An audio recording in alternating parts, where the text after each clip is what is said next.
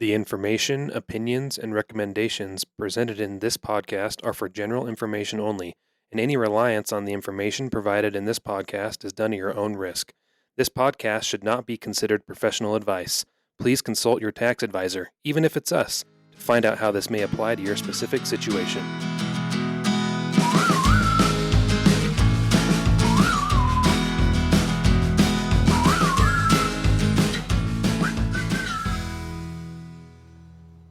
Hey listeners, and welcome to Tax Trails. Today, we're going to be interviewing one of the partners in our Moab office, Steve Simons.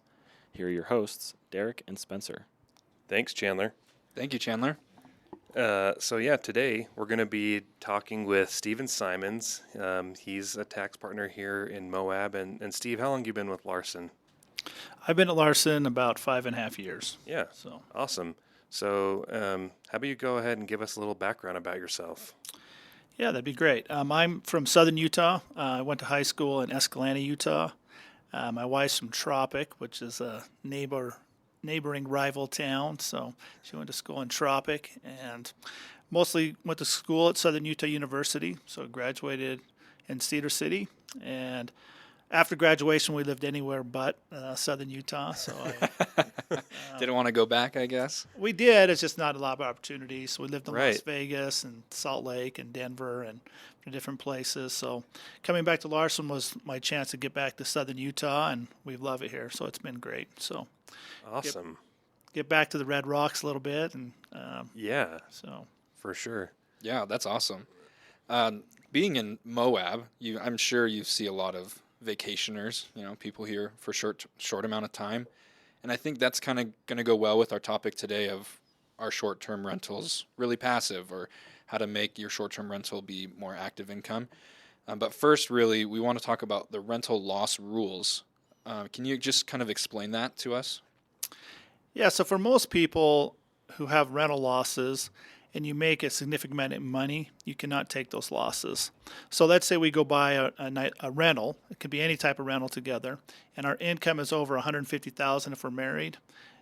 100% of your losses are gone. You can't take any losses.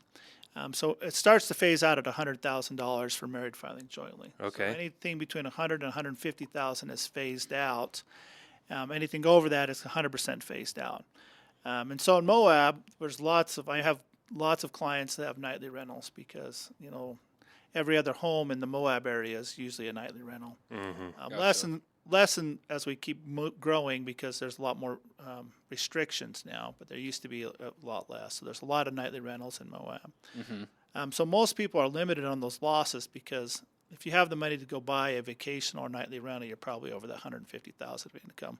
Yeah. Yeah, And so you're not going to be able to take those losses in general. gotcha. And those nightly rentals, like when we say that, we're like talking about Airbnbs or like VRBOs and things like that. Is that kind of what you're talking about? Correct. Usually when I use the term nightly rental, I'm meaning you're going to rent it for less. Your average rental stay is going to be 7 days. It's less than 7 days. Got it. And so most of our nightly rentals around here, you're renting it for the weekend or for a night or two during the week. And so your average stay might be 3-4 days for all your rental activity. Yeah. And when you say those losses are gone, what do you mean by that, Steve? They don't just go away. Yeah.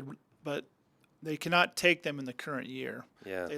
They help their basis. So if they ever sell the rental property in the future, they could be used. But they're not going to be able to take those losses as they're incurred.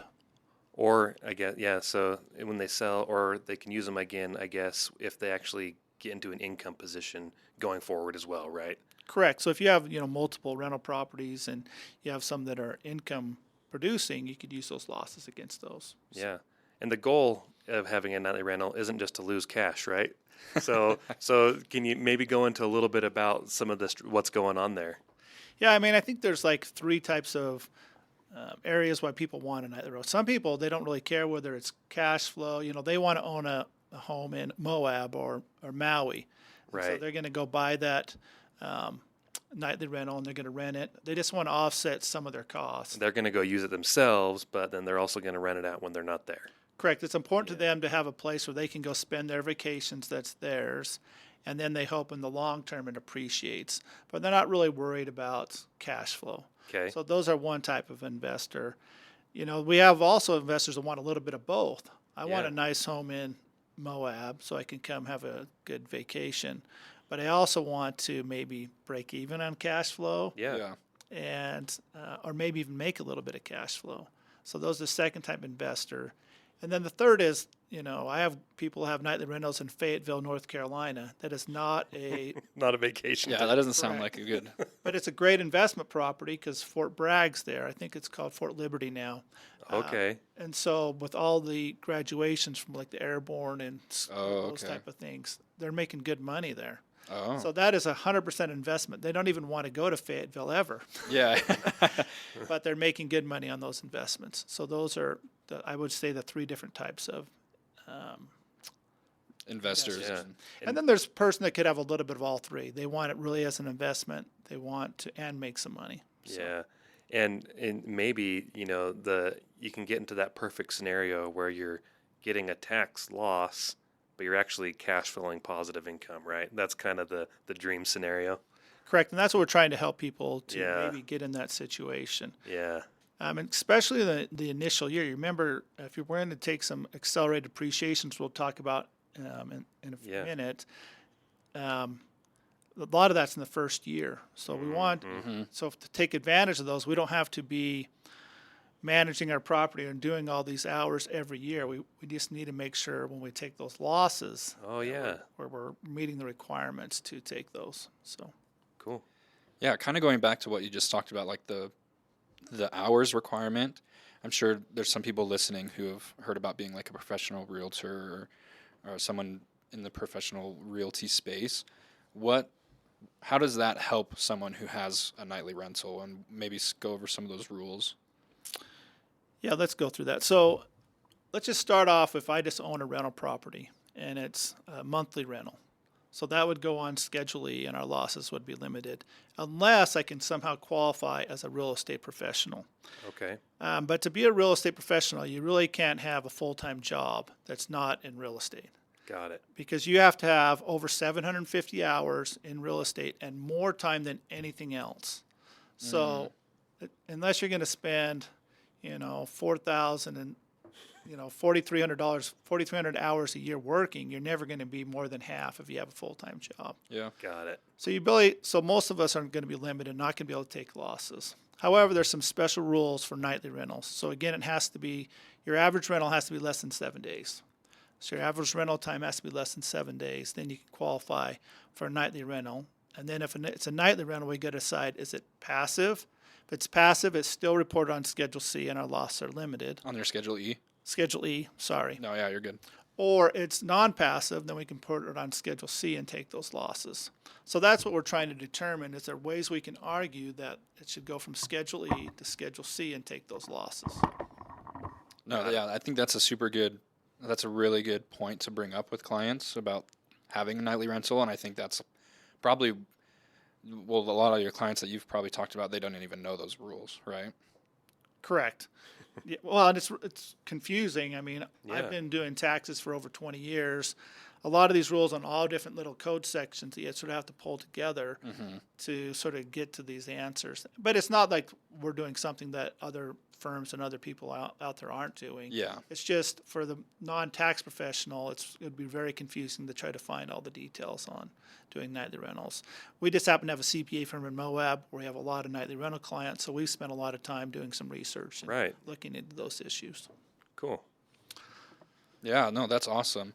And going along with that, when you're buying a rental, you kind of want to take as much loss as tax preparers and professionals. We're all about capturing losses in the beginning to try and help offsetting income, and if we need to record income, trying to defer that income because of time value of money, right? What's the best way that if someone's looking to buy a short-term rental or a nightly rental to capture a lot of those losses, like in that initial year? Yeah, let's step back just a second because I want to. So what makes us be able to take that on Schedule C? So Yeah. there's some Okay, rules yeah. of how we can get that on Schedule C. We want it off of Schedule E if we want losses, and we want it on Schedule C. So we're not going to be able to be a real estate professional because we're not going to be able to spend 750 hours and more than anything else. So what can we do to get it still on Schedule C? So there's a few different rules. One, if you work 500 hours, it's automatically on Schedule C. But most of my nightly rental clients aren't going to spend 500 hours. Okay. So that one's probably off, unless it's right next door and you're doing everything. Right. You're Then doing the cleaning. You're correct. maybe You're managing providing it and meals, doing that, whatever the tenant or the renter wants that day. You're helping them out, whatever it is. Yeah. Yeah, so most of my clients aren't doing everything Yeah. because that's just too much. The second is if you do substantially, again, all the work, whether you don't even hit 500 hours, it should go on Schedule C. So if you're doing pretty much everything, again, even if you don't hit 500 hours, it should go on Schedule C. Okay. But that still doesn't get the majority of my clients. But there's a third rule, and it says if you work more than 100 hours and more than anyone else, it should be on Schedule C. And this is where a lot of clients can hit that, especially in the initial year. Because let's say you go buy a nightly rental in Moab and you live in Salt Lake. You come down here several times that first year, buying furniture, getting it fixed up. You get all the initial setup on Airbnb and VRBO, and you spend a few hundred hours, which would pretty easily get to that number. Yeah. You're probably going to be more than anyone else. The only other time's really going to be your cleaners, and they're not going to be they're going to be around 80 hours for the year. So in that initial year, I'm going to be over 100 hours and more than anyone else. That means those losses can be on Schedule C, and that opens up a wide variety of things. Oh, okay. And as we talked about, so how do we get those losses? Well, there's a thing called a cost segregation study. And so in normal, all rental properties, especially nightly rentals, would be depreciated over 39 years. So we'd get a little bit of depreciation spread out over 39 years, so it doesn't really help us that much. However, we can do a cost segregation study, and they go and determine, hey, look, these are all our land improvements. They're 15-year life property, so we can appreciate those over 15 years. And maybe some of these other components of the building and the home can be appreciated over 7 and 5 year life period. And nowadays with bonus depreciation, that can add up to a significant amount. So in general, if it's not a townhouse, it's about 40%. So what we've seen on a good number to just use for your high-level budgeting is 40% of the cost will qualify for these. For the bonus depreciation. Correct. Yeah. And so right now it's 60%. So you'd take, let's say you bought a $500,000 home. The bonus depreciation would be about $200,000. We'd get $120,000 in year one. If you're in a 35% tax bracket, you saved $50,000 in taxes in year one.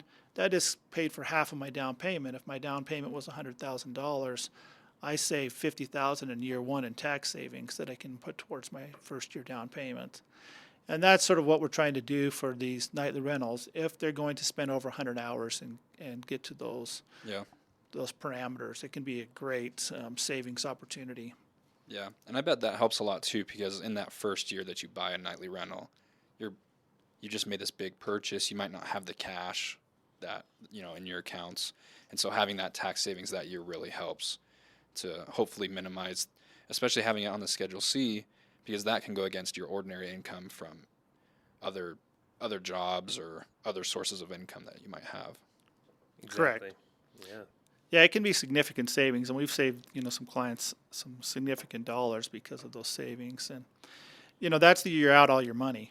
You're hoping after the first year you're about break even, or maybe have a little bit positive cash flow. But if you can help offset some of those costs the initial year, then all of a sudden, hey, that nightly rentals becomes a much more attractive investment opportunity. Awesome.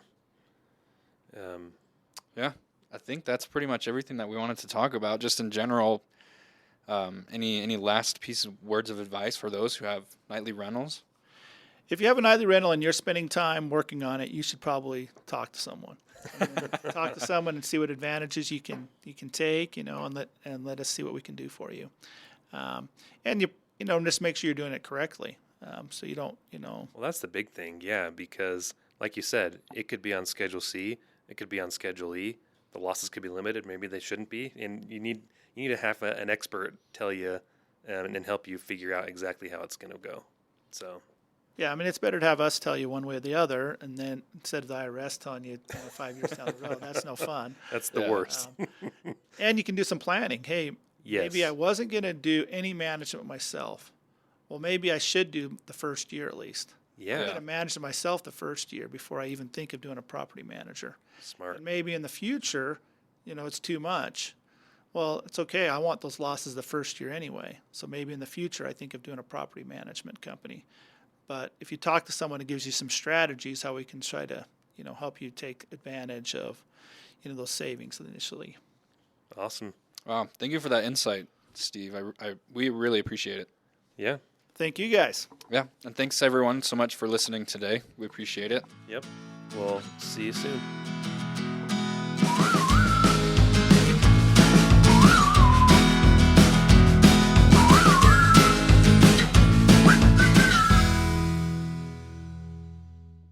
For more information about Larson Company and other educational material, you can find us at our website, larsco.com, also linked in the show description. For questions or suggestions on future episodes, you can contact us at larsonpod@larsco.com. If you would like to learn more about today's episode topic, additional resources can be found in the episode description.